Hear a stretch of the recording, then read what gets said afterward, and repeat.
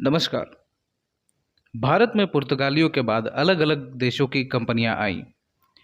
इन सभी देशों में सबसे सक्सेसफुल थी डच ईस्ट इंडिया कंपनी, जिसे यूनाइटेड ईस्ट इंडिया कंपनी भी कहा जाता है।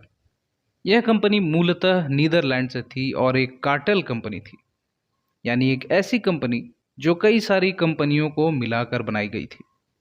इसका भी उद्देश्य था हिंद महासागर, अरब सागर और मलक्का के क्षेत्रों पर व्यापार करना। यह कंपनी अपने शेयरधारकों को सबसे ज्यादा लाभांश या प्रॉफिट शेयर देती थी। देखा जाए तो डचों ने भारत के इतिहास में बड़ी ही धुंधली सी छाप छोड़ी थी, और इस वीडियो में हम उसी की बात करेंगे। डच ईस्ट इंडिया कंपनी का गठन हुआ था 1602 में। फिर वहां से ये लोग पूर्व की तरफ निकल पड़े। भारत में डचों ने अपनी पहली फैक्ट्री लगाई मसूलीपट्टनम में, कृष्णा नदी के किनारे 1605 में। क्योंकि डच मलक्का पर अधिकार जमाना चाहते थे, उन्होंने भारत के पूर्वी हिस्से पर ज्यादा दबदबा बनाया। डचों ने पुलिकट को भारत में अपना मुख्य व्यापारिक क्षेत्र बनाया। इस जगह को इस्तेमाल करने के लिए डचों ने चंद्रगिरी के शासक से अनुमति ली थी। बाद में उन्होंने अपना मुख्य व्यापारिक केंद्र पुलिकट से नागपट्टनम में तब्दील कर दिया। ज्यादातर यूरोपीय शक्तियां मसूलीपट्टनम पर फैक्ट्री स्थापित करना चाहती थी, क्योंकि मसूलीपट्टनम के सूती वस्त्र उद्योग पर उनकी नजर थी। डचों के मुख्य व्यापारिक केंद्र पश्चिमी तट पर कैम्बे और भरूच थे। पूर्वी तट पर उनका दबदबा ज्यादा था, इसीलिए चिनसुरा, पटना, पुलिकट, नागपट्टनम, मसूलीपट्टनम, बालासोर, कासिम बाजार, ये सारे उनके प्रमुख व्यापारिक क्षेत्र थे। भारत में डचों के व्यापार के बारे में बात करें तो ये लोग चावल, अफीम, शोरा, सूती वस्त्र और नील का व्यापार करते थे। और ये एक फैक्ट भी है, डच ही वह पहले लोग थे जिन्होंने आधुनिक काल में भारत से सूती वस्त्रों का निर्यात किया।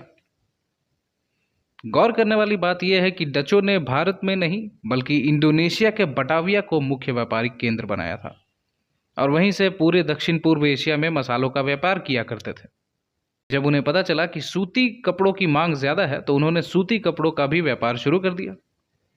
यहां पर मैं बताना चाहूंगा कि कोरोमंडल छीट को नीदरलैंड में बहुत पसंद किया जाता था।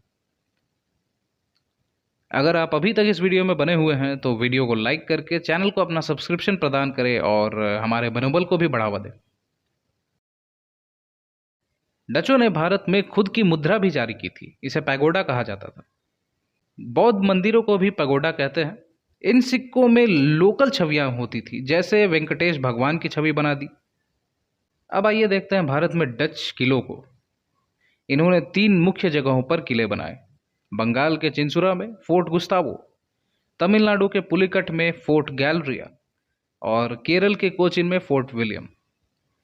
भारत में रहते हुए डचों ने कई सारे संघर्ष भी किए। अगर हिंद महासागर और अरब सागर में आपको व्यापार में वर्चस्व जमाना था तो भारत पर कब्जा करना जरूरी था, और ये चीज यूरोपीय शक्तियां जानती थी। डचों ने कोचिन में पुर्तगालियों को हराकर फोर्ट विलियम की स्थापना की, और उसके बाद एक जाना माना युद्ध होता है, कोलाचन का युद्ध, जो 1741 में होता है। इस युद्ध में डचों की हार हुई। कारण था त्रावणकोर को ब्रिटिश सपोर्ट और मुक्कू और मछुआरे समुदाय द्वारा डचों को सहायता देने से इनकार। इस युद्ध के बाद डच कंपनी ने त्रावणकोर के राजा के साथ मवेल्लिकारा की संधि की। यह संधि शांति की संधि थी, और डच सेनापति यूस्टाचियस डी लेनाय को त्रावणकोर का वरिष्ठ एडमिरल बनाया गया। इसने त्रावणकोर के सैनिकों को भी प्रशिक्षित करने का काम किया था। डचों का भारत में खात्मा हुगली के युद्ध से हुआ। इसे बेदरा का युद्ध भी कहते हैं। यह युद्ध 1759 में हुआ था, और इसमें एक तरफ थे ब्रिटिश और दूसरी तरफ थे डच। यहां अंग्रेजों की जीत होती है और डचों को भारत छोड़ने पर मजबूर किया जाता है। अब अंत में देखते हैं कि भारत में डचों का पतन कैसे हुआ, कारण क्या है। डचों की कंपनी अत्यधिक केंद्रीकृत थी। इन्हीं की तुलना में अंग्रेजी कंपनी पूंजीवादी प्रवृत्ति की थी, यानी आंतरिक निर्णय कंपनी के हित में खुद ही लिए जा सकते थे। वहीं डचों की कंपनी निर्णय लेने के लिए समय लगाती थी, क्योंकि उन्हें ऑर्डर का इंतजार करना होता था। युद्धों में पराजित होना भी डचों का पतन का कारण था। हार के कारण डच भारत में कॉलोनी विकसित करने में विफल रहे और अंततः केवल व्यापारी बनकर रह गए।